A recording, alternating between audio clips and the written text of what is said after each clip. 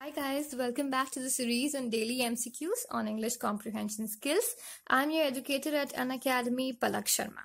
So here are a few things about me. You can have a read. I'm an economics honors student at Sophia College, a poet at heart and a content developer, a global youth ambassador at a World at School, a global initiative to promote education for the students worldwide, for the poor and the underprivileged people. And I'm a mixture of Keynes and Shakespeare because I love English and economics equally. And if you like this course, then rate it, review it, give it a 5-star if you can, and recommend it and share it so that more people connect with it and get to know about this new course. And you can follow me on Unacademy if you like my courses. This is me. So let's start the first MCQ without any further delays. So in each of these questions, a disarranged sentence is given and coded as A, B, C, and D. Select the choice which gives the correct order of the parts of the sentence in order to make it meaningful. So the part A reads for the future, part B and poses the major challenge, part C commercial energy consumption, and part D shows an increasing trend. You can choose what is the correct sequence out of these four options for these phrases, and the correct answer to this question goes B, C, D, B and A. How? Commercial energy consumption shows an increasing trend and poses the major challenge for the future. So this is the correct sequence for the sentence, for the phrases, and this makes them a complete meaningful sentence. So you can check it out. If you've marked this the correct answer, then you are correct. Moving on to MCQ second. In each of the following questions, find out the alternative which will replace the question mark. So it says as enough is to excess. Similarly, sufficiency is to what? So option A is adequacy. Option B is surplus. Option C is competency. Option D is import. So think of the correct answer. Take your time, take 15 seconds. This might be a bit complicated. And the correct answer to this question is A, surplus. B, surplus. Sorry, there's been an error. It's B and surplus is the correct answer. How? So that we can find the comparison.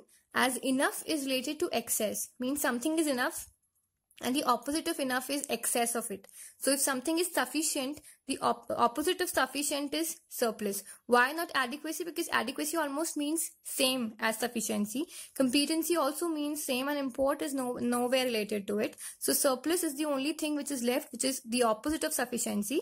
In the same way as enough is the opposite of excess. You can also see in this way that enough is almost related to sufficiency, and excess is almost related to surplus. So they are like this also, they are related. Excess to surplus and enough to sufficiency. So you can also find an analogy in this way. But by far the correct answer is surplus, because enough and excess are opposite to each other, and sufficiency and surplus are also opposite to each other. Then we have MCQ third.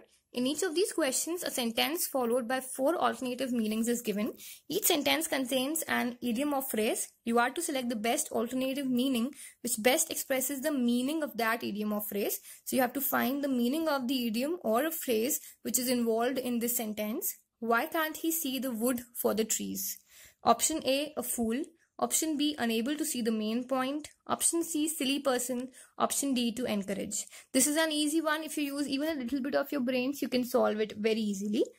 And the correct answer to this question is B, unable to see the main point. So if somebody is not being able to see the wood for the trees, then he is unable to see the main point. Because what is a wood made up of? It's made up of trees, right? Forest is made up of trees. And if nobody can see the trees only, then what are they actually seeing? They are not seeing the main point, the main thing in the woods. So that's why if someone is not able to see the main point, you can say he's not able to see the wood for the trees.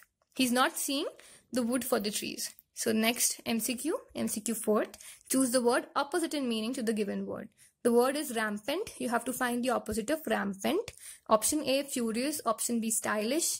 Option C, restrained. Option D, healthy. And the correct answer to this question is restrained. So if something is rampant, it means it's very, very famous. It's very, very prevalent. And if something is restrained means it's restricted. It's not that famous. It's not that prevalent in use. So opposite, and of course it becomes that the opposite of rampant becomes restrained. Why not furious? Because furious's opposite is calm. If something is furious means it's angry, it gets triggered easily, and the opposite of furious is calm. Opposite of stylish is unfashionable or dowdy. Opposite of healthy is unhealthy. We all know that. It's nothing new. So none of these three options were correct, and restrained was the correct answer. MCQ 5th, you have to find, like this part has an error, and you have to find what is the correct and the most effective way to write this part according to requirements of standard written English. So this is the underlined part. The sentence reads, the judge asked the accused, why was he looking so depressed? Option A, why was he looking so depressed? Option B, why he looked depressing. Option C, why he was looking so depressed. And option D, that why he looked so depressed. E, no correction required. So you can choose any of these 5 alternatives to replace this part. And if there's no correction required, you can even mention E as an option. So the correct answer to this question says C, why he was looking so depressed. So you would think ek baar ko it will click in your mind that it is almost similar. The only difference here is why he was and why was he.